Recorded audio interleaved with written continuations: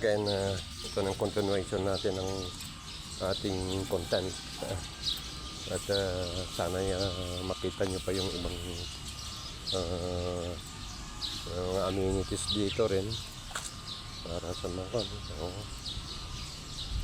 ito yung meron din silang swimming pool dito, pero stagnant na, hindi na ginagamit ito.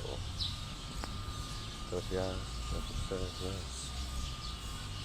Yun, mga tirahan ng mga namamasukan dito, tsaka mga pare ito.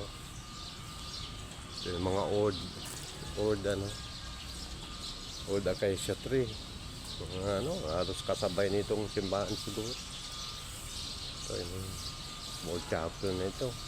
Tapos ito, palabas tayo sa punta tayo dun sa office nila, palabas tayo doon.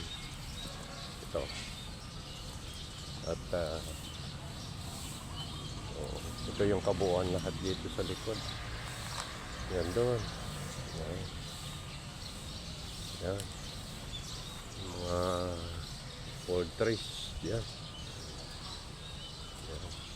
Ito yung mga office ng ng nanunungkulan dito sa church.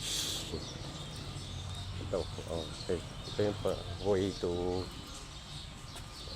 exit pag dito ka sa compound. So guys, marami pong salamat ulit. Ito na yung ito mga old ito. Yan. Itong sa back ito.